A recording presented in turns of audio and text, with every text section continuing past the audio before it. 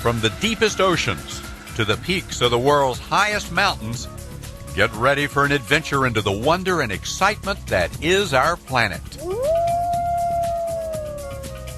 This week, beautiful locations for potentially deadly adventures. Swimming in a Himalayan lake, surfing a monster wave in the dead of night, and hanging out with polar bears.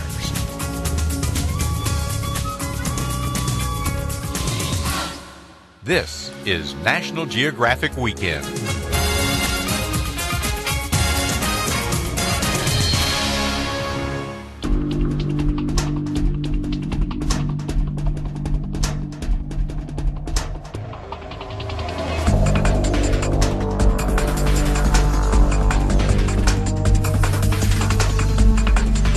Welcome back. This is National Geographic Weekend. I'm Boyd Mattson. Here's a question to ask yourself. Now, if you find yourself in front of a beautiful, clear mountain lake, would you be tempted to just jump right in and... I guess there is one other thing I should tell you.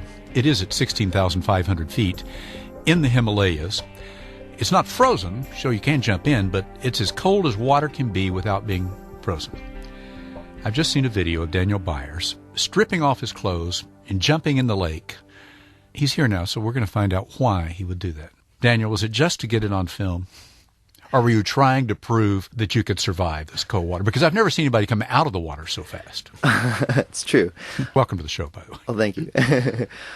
We were up there and we were studying these glacial lake outbursts in the region, and we didn't have any footage of one actually bursting. So I figured maybe I could trigger one of these bursts and get some good footage.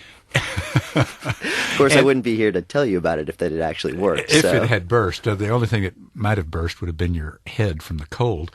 Daniel was there with his father, Alton Byers, who we've talked with on the show before, and you're studying these lakes that form when glaciers melt, as they are doing all around the world. And they form lakes in places where it wasn't designed to have a huge lake with a lot of water, and the worry is that they will burst, that the whatever it is that's damming it in and holding the water will come loose, and then it'll wash down and wash all the people and the crops and whatever's built below it out and cause great destruction. Alton is here also. Welcome back to the show. Thank you. Good to be here. And you did this whole expedition for 6 weeks through Nepal. You did not jump in the water. I did not jump in the water. Because you are smarter than your son. I wouldn't have let him jump in the water if I had known it. He told me to go on ahead. He'd follow me later. Because he knew I wouldn't let him jump in it. Because your heart could stop. Yeah, exactly. Afterwards, the guide came up to me and said, "That was very, very bad. You are going to get hypothermia and die." But, You cannot dry off fast enough. I know, because I've actually jumped in the Arctic and the Antarctic Ocean to both, just to prove that I'm stupid. But this trek took 6 weeks. Yeah. And you were going in an area that people have not been in recent years. And the last 2 expeditions got lost and almost died. Yeah, there was Erwin Schneider was a Austrian climber cartographer who, in the 50s through 56 to 61, started mapping the Mount Everest area. So it's fascinating to look at his maps, which were published in 62, and see glaciers where now are lakes. They had never been studied before, and there was a good reason for that, because they're so hard to get to. You have to either go over a 5,400-meter pass to get into the valley. If you want to get out back into the Everest area, you have to do a semi-technical climb over a 5,800-meter foot pass. That's almost 20,000 feet. That's as high as many of the trekking peaks or summits down in the Andes. So these lakes had never really undergone a scientific field expedition. So we launched the first one with the NGS Waitt grant a year ago with Hokkaido University, where we did a preliminary assessment of the lakes. This time I wanted to revisit the 2 lakes of concern, but then also walk down the entire river channel to see what the damage would be in the event of a glacial lake outburst flood. And you had a real good point of comparison to what it used to be, because you had photos from the early explorers. Yes. And you could see the difference of, here it was frozen water, now it's not frozen, it's a lake. Exactly, now it's a lake. And there is a reason to be worried, because lakes in the past in other regions have burst, had these outbursts, and gone sweeping down through the valley and killed a lot of people and done millions of dollars in damage to crops and homes that were in the way of the water. The most recent in the Mount Everest area was in 1985 with the Langwushe flash flood.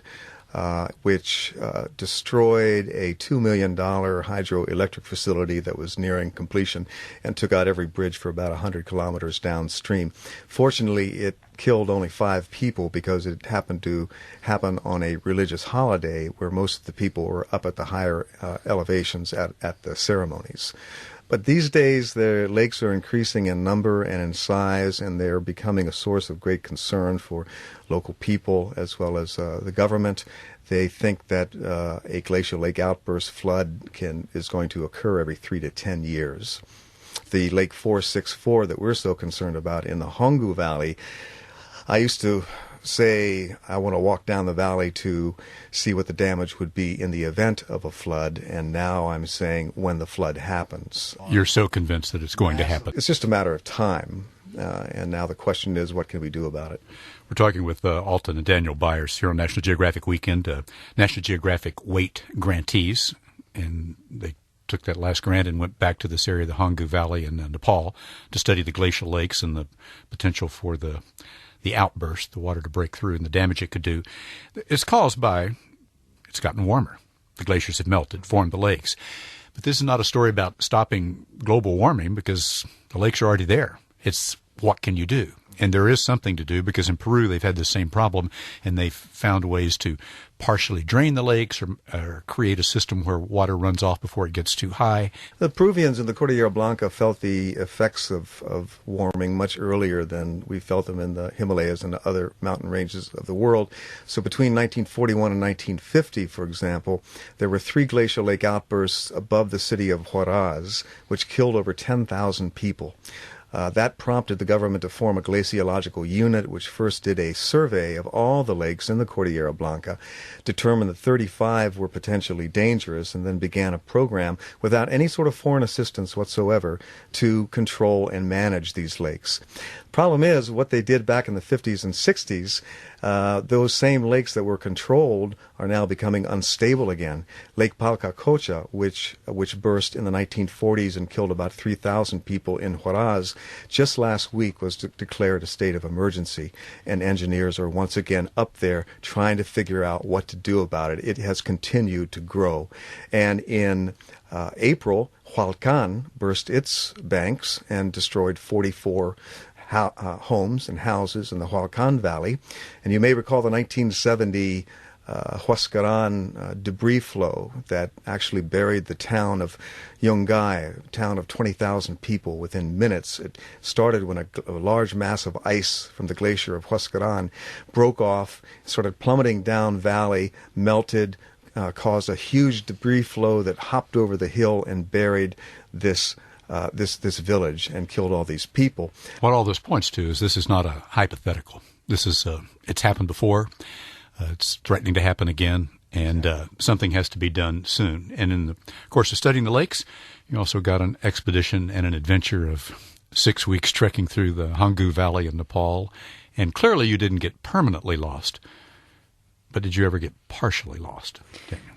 I think there was a moment where we were not sure where we were. That's I guess the definition of being lost. This was the second day going down into the Hongu River Channel, and as we mentioned before, there had been 2 previous expeditions, Jack Cox and Erwin Schneider, both of whom got very lost and nearly starved to death. And so Erwin Schneider, his team had to eat their leather boots in order to survive, and we were hoping it wouldn't get to that stage. But we had this old rye shepherd who was guiding us through, and he was a tough guy, but he was carrying 150 pounds on his head. He was a middle-aged man, and he was about 2 hours behind us on the trail one day. We'd been going maybe 10 hours. The sun was going down. The fog was rolling in, and we didn't know where our path was. We were sort of stuck underneath this overhang, this little cave, and we ended up having to spend the night there, sleep in this cave, and let the fog rise out a little bit so that we could find our path the next morning.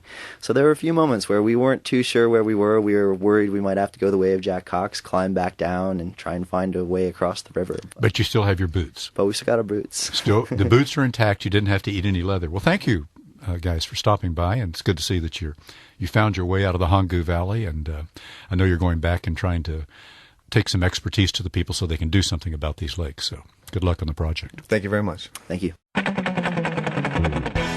Just based on my own experience, little adventures around the world, I decided that if you can't see it and you're not sure what's there, it's scarier than if you do see the danger.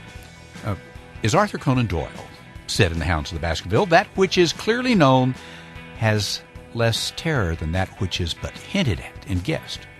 And of course that's true in the horror films. It's much scarier when you only hear the noise or see a shadow and aren't really sure what's in the other room. And then you're saying, don't go up those stairs or don't go in that basement. And I bring this up because it would be bad enough to be surfing a giant wave in shark-infested waters, but to make it, just throw it into another realm completely. Do it in total darkness where you can't see the sharks, you can't see the size of the wave. And yet, that's what one big wave rider has done. You'll meet him. We'll try to find out why he didn't turn on the lights. That's when we return here on National Geographic Weekend. I'm Boyd Mattson.